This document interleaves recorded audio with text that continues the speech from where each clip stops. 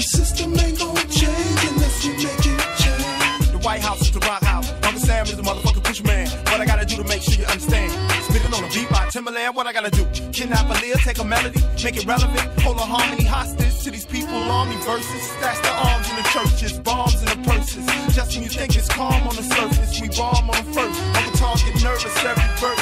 Revolutionary curse words. First come, first serve. It ain't no lost love. Freedom costs blood. That's word to the Mossberg, nigga. We need a revolution. We need a revolution. System ain't gonna change unless you make it change. Starbucks workers around the country earn a poverty wage, depending on where you are, $6, $7, $8 an hour. We've had a lot of problems with the way that we've been treated and the pay rate that we have. A lot of discrimination. It's pretty bad. $7.75 an hour wasn't doing it. Many workers have bills to pay, and they don't want to be the working poor forever. We deserve a fair share.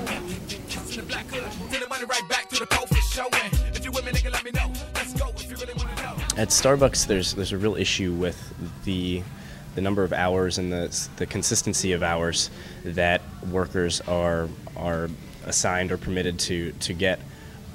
Every single worker at Starbucks who is not a system manager or a manager is a mandatory part-time employee, which means that we are never given more than 40 hours a week. We're never given 40 hours a week, and on top of that, if we go into overtime, it's a disciplinary offense. We can receive a write-up for that. So we're supposed to have to police our own hours and make sure that we don't exceed that number. This is an incredibly widespread issue at Starbucks. Not only the amount of hours that we get each week, but the consistency week to week. You can have 30 one week, 15 the next week. When it comes down to paying your bills at the end of the month, you really don't know how much money you're going to have in your bank account. And then, of course, there's the big lie. The big lie is the Starbucks healthcare message. Now, if you stop many people on the street outside here, you say, well, you know, at least they have healthcare. The wage might not be right, but at least they have healthcare. Healthcare at Starbucks is another major league myth that they have been very successful in perpetuating through their PR campaign. A lot of times customers will come up to us and say, oh, you know, you're working late on a Saturday, that sucks, but at least you guys get free healthcare, right? And, you know, we'll all just sort of laugh because that is absolutely not the fact. If we maintain an average of 20 hours per week every quarter, we have the ability to qualify for purchasing the company's health plan. Maintaining 20 hours a week is actually no small feat for some Starbucks workers, but for those of us that do, we do not receive it for free. We have to pay for it. And actually, very recently, as a result of the union pressure and the Starbucks Workers Union demanding for the figure to be released, it was finally released that only 43% of Starbucks employees choose to purchase the company's health plan. The number is 47% for Walmart, just to give you a little bit of a relative statistic there. And the 43% for Starbucks employees includes assistant managers and managers. So if you're looking at the statistic for baristas, shift supervisors, and bussers, that statistic has to be less because managers and assistant managers have far more consistency in hours and receive a far higher wage, so meaning that they have better ability to pay for the company's health care.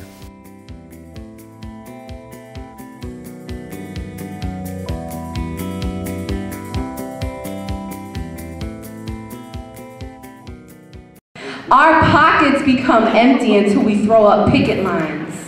Isn't that so true? In May 2004, workers at the 36th Street and Madison Avenue location declared their membership with the Industrial Workers of the World. We got union cards together, we got them signed, we took them to the National Labor Relations Board and filed a petition, and we talked to workers about a union in the store to the other workers, and they were with it. They decided to join the IWW Local 660, and that's how it came about. On November 18th, 2005, we had several of our co-workers, several of me and my co-workers, we marched in here, walked over to our boss, and handed him a letter with several demands on it, including higher wages, better staffing, and pretty much demanding that our jobs work for us and not just for higher profits for the company. I joined the union because I think there are a lot of things that we need to change, mostly because of the discrimination and the cutting of wages and healthcare. We need a better health plan. And then 1 week later, we held a huge demonstration out here. Had about 50 people throughout the day, leafleting and picketing, and pretty much showing the company that we're not going to just stand by as we live in poverty and these companies make millions off our labor. He took everything they owned and yet still demanded more. He did a bloody good job. After the election idea fell through, were bribed to not be in the union. Starbucks had anti-union busting campaigns. They had a guy dress up as a manager and come to the store, say he was a manager, and he would buy the workers pizza. He would give out Mets tickets and gym passes. We were getting pizza on an everyday basis at the time, and they were threatening workers that they could lose their jobs if they joined the union. Benefits will be taken away, union dues will have to be paid. A bunch of phony baloney that were giving all the workers at 36 and Madison. Ever since we came out, they always, pick on us for any little thing. They want to enforce rules that have never been enforced before. The man in the big mansion makes the pay stubs out to retail slaves. The yuppie dream became our nightmare. We're not in the business of filling bellies. We're in the business of filling souls. Oh, now come on. No, wait a minute. That's too, but this is a company. This is a corporation. Okay, come on. It is a corporation. You're blowing smoke now. No, I mean, this is how we feel. You might say, okay, they're full of crap and this is how we feel. We're in the business of human connection and humanity, creating communities in a third place between home and work. You're buying into a dream that isn't your own. Sarah Bender was laid off because of union activity. I was laid off because of union activity. Pete Monteballo had some problems because of union activity. Joe Agins was laid off because of union activity.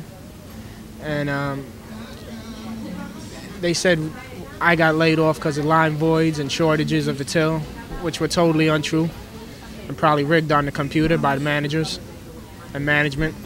Shortly after I was hired, I threw a Halloween party where I invited a lot of different friends and some coworkers and workers from other stores.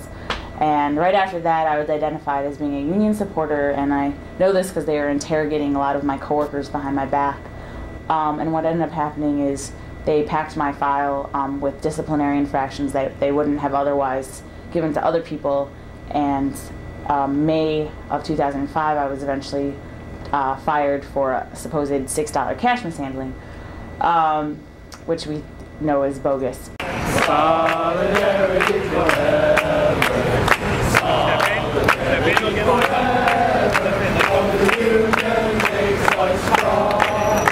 They started harassing us for wearing our pants and trying to increase these rules that they never did, like dress code and stuff that they never talked about until we decided to join the union.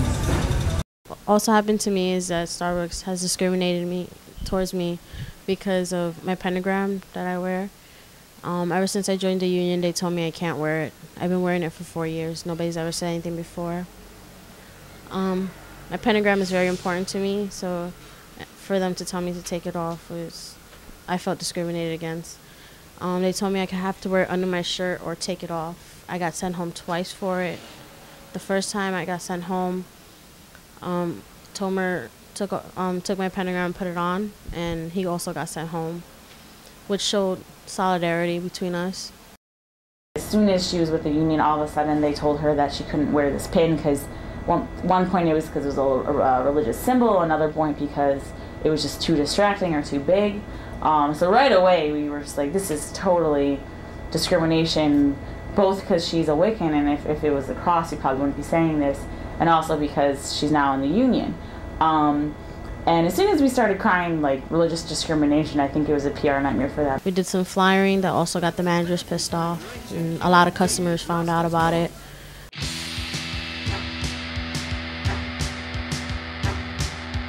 A dog says into a grapple trumpet, waits for his call to action. Mute and obedient, silent.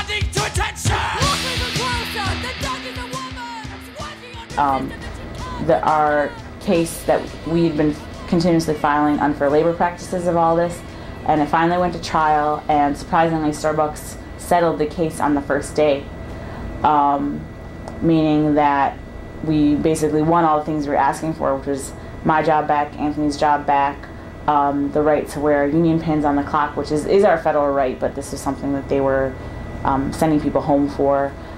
We also are now able to talk to workers about the union off of work time and distribute them literature.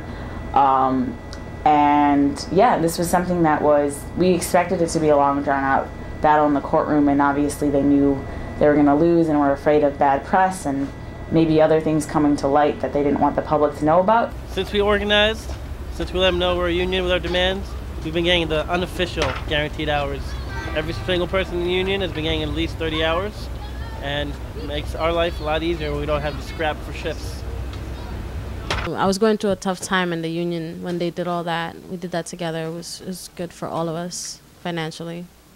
We won 3 wage increases from our organizing on the shop floor and in the community. We have now, for union members, much more secure hours. We're generally getting the hours we want. And we've also made some modest safety improvements in the area of repetitive strain injury. So the message is that organizing works, it's powerful, despite what the right wing wants us to believe. The union actually helps out. It's not like all those other business unions that it's all about paying your dues and you gotta go through all these people. Like, the union is kind of like your family. Like, you get to know everybody, and it's like whenever I have a problem, they're always there, and we really stick together and we try our best. Being part of this union, you know what it means? It means job security. They're afraid of us because they know that we got power as a group and that we're going to stick together. That means a lot to us. It means security, and it's going to mean higher wages, and it's going to mean a much better work environment and much better lives for all of us. What we're trying to do here is more than just get higher wages or get consistent scheduling. It's really about fighting for a better life, both on and off the job.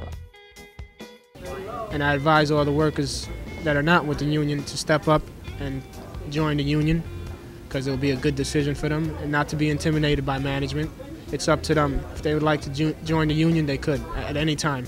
And you know, right now there are a lot of Starbucks workers involved, but this is really, for me, I see it as what are the jobs out there now? A lot of them are retail and food service, and why are we expecting such poor treatment?